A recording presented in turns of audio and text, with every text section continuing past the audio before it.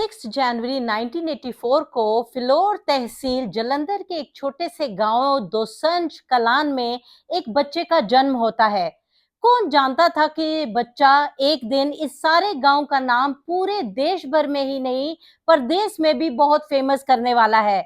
जी हाँ, मैं बात कर रही हूँ दिलजीत दोसांझ की। जी हाँ दोस्तों, दिलजीत दोसांझ इकलौते ऐसे इंडियन हैं जिसको हाल ही में चांस मिला कोआचेला जैसे बड़े इवेंट में परफॉर्म करने का, जो कि हमारे लिए बहुत गर्व की बात है। देश और प्रदेश में इंडिया का नाम रोशन हो रहा है और खास करके हमारे पंजाबियों का। और यही नहीं, जिमी फैलन के शो पे भी दिलजीत दोसांझ ने परफॉर्म किया, जो कि अगेन एक बहुत बड़ी बात है। तो इसीलिए हमने सोचा हम दिलजीत के बारे में आपके साथ कुछ जानकारी शेयर करते हैं कि कैसे उनका बचपन बीता, कहाँ जन्म हुआ तो हम आपको बता ही चुके हैं, और कैसी उनकी लाइफस्टाइल है इसी बारे में। दिलजीत की मदर सतविंदर कौर एक हाउसवाइफ हैं। उनके फादर बलवंत सिंह पंजाब रोडवेज में काम करते हैं और दिलजीत की एक बड़ी बहन है और एक छोटे भाई हैं जिनका नाम मनजीत सिंह है। दिलजीत जब छोटे से ही थे तो एक दिन उनके मामा लुधियाना से उनके घर आए और बातों ही बातों में उनके मामा ने उनके फादर से कहा कि दिलजीत को उनके साथ लुधियाना भेज दे ताकि वो आगे की पढ़ाई भी कर सकें और कुछ बन सकें। बिना सोचे समझे और दिलजीत से बिना पूछे उनके फादर बलवंत सिंह ने हाँ कर दी। इस बात का दिलजीत को शौक सा लग गया कि मुझसे तो किसी ने पूछा ही नहीं कि मैं भी जाना चाहता हूं या नहीं, और उनकी माँ ने भी उनको नहीं रोका जाने से। तो इस बात का उनको बड़ा गहरा सदमा सा लग गया और अंदर एक बात जैसे बच्चे के मन में बैठ जाती है वैसे वो बैठ गई। इस बात को दिलजीत ने एक शो पे भी कहा। चलो जो भी हुआ, लेकिन दिलजीत के आगे जिंदगी में क्या लिखा था वो तब किसको पता था। तो दिलजीत लुधियाना आ गए, अपने मामा के साथ रहने लग गए और इसी बहाने गुरुद्वारे भी जाने लगे और कीर्तन करने लगे, शब्द भी सीखने लगे, पाठ भी करने लगे, और उनको धीरे धीरे म्यूजिकल इंस्ट्रूमेंट्स जो गुरुद्वारे में सिखाए जाते हैं वो भी वो सीखने लगे और उनको एक म्यूजिक का शौक पैदा होने लग गया। वो सुबह अपने school Shri Harkrishan public school में जाते जहां उनकी एडमिशन कराई थी उनके मामा ने, और जब शाम को अपने कमरे में लौटते थे तो बस सिर्फ म्यूजिक का रियाज करते थे और बस शब्द कीर्तन ही करने में उनकी सारी रात बीत जाती थी। दिलजीत जब भी गुरुद्वारे जाते थे तो भगवान से एक ही बात कहते थे, ये कहते थे कि दुनिया मुझे जाने, मैं किसी को जानूं या ना जानूं।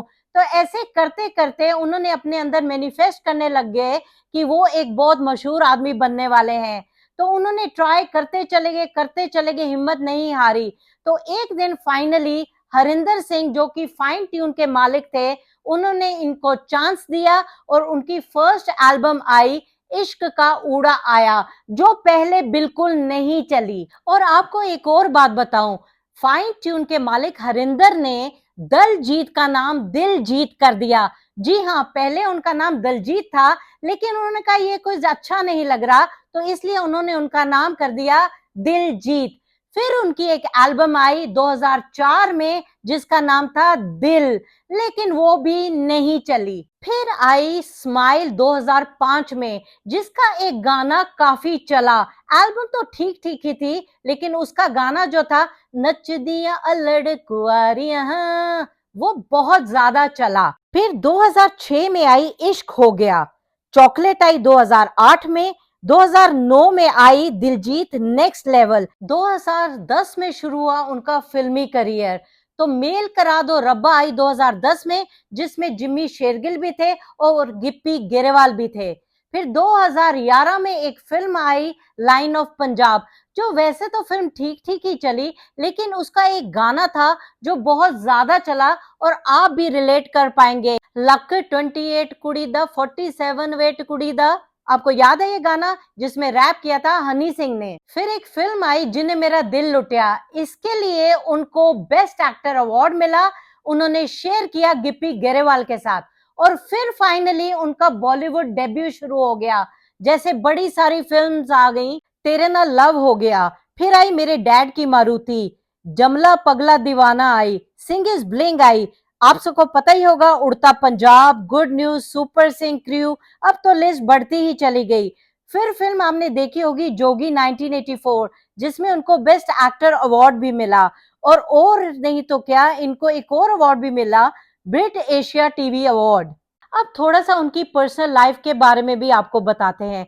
वैसे तो वो अपनी पर्सनल लाइफ किसी से डिस्कस नहीं करते, क्योंकि हुआ एक दिन कुछ ऐसा था कि उनका एक गाना आया था जो काफ़ी कंट्रोवर्शियल हो गया था, जिसके कारण एक मॉब उनके घर तक पहुँचने लग गया था।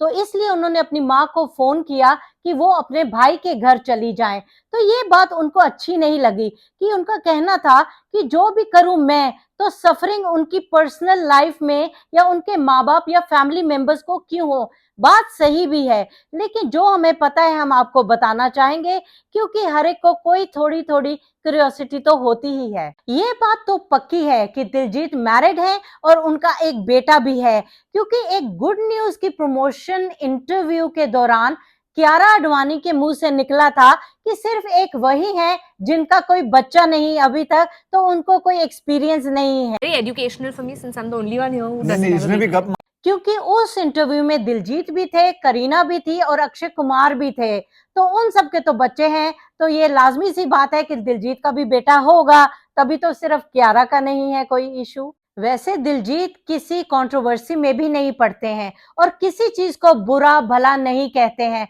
हमेशा अच्छाई करते हैं। जैसे मज़ाक में अक्षय कुमार ने भी कहा था, भई दिलजीत तो किसी की साइड नहीं लेने वाला, ये तो सब अच्छा-अच्छा ही कहता है। लेकिन मैं मानती हूँ ऐसा नहीं है। जब किसान आंदोलन था और ऐसा सब चल रहा था, तो दिलजीत ने आवाज़ उठाई, बल्कि किसानों के साथ जाके बैठ गए। उन्होंने कुछ नहीं देखा कौन ऊँचा, कौन नीचा, लेकिन जब आवाज़ उठाने का टाइम होता है, तो मेरे हिसाब से दिलजीत कभी पीछे नहीं हटते। तो ये कहना गलत है अक्षय कुमार का कि वो हमेशा सब कुछ ठीक-ठीक ही कहते हैं और कभी कुछ बुरा अच्छा नहीं कहते। इसलिए आज तक कभी ना सीधा नहीं बोला कि मैं ये इसको पूछ लो 4 चीजों में कौन सी चीज चारों अच्छी किसी को हर्ट नहीं करना चाहते ना वो। किसी को नहीं He doesn't want to hurt. किसी को नहीं ये बात काबिल तारीफ है कि दिलजीत ने जो भारत का नाम विदेश में ऊंचा किया है, वो आज तक किसी ने नहीं किया है म्यूजिक इंडस्ट्री में। तो ये काबिल तारीफ ही नहीं, बहुत ही ज्यादा सराहनीय बात है, क्योंकि ये मुकाम हासिल करना जहाँ इतने बड़े-बड़े पॉप सिंगर्स हैं अब्रॉड, ये कोई आसान बात नहीं है। तो हमें इसकी सराहना करनी चाहिए कि किसी इंडियन ने हमारा नाम रोशन किया है और गर्व है हमें दिलजीत पर। दिलजीत और नीरू बाजवा की फिल्म आने वाली है 28 जून को, जट एंड जूलियट 3। फिल्म तो ट्रेलर से ठीक-ठीक ही लग रही है, लेकिन एक बार तो देखी जा सकती है। अगर आप भी दिलजीत के फैन हैं, तो ये एक अपॉर्चुनिटी है उनको फिल्म में देखने की। तो ऑल द बेस्ट, मिलते हैं हम अपनी नेक्स्ट वीडियो में जल्द ही।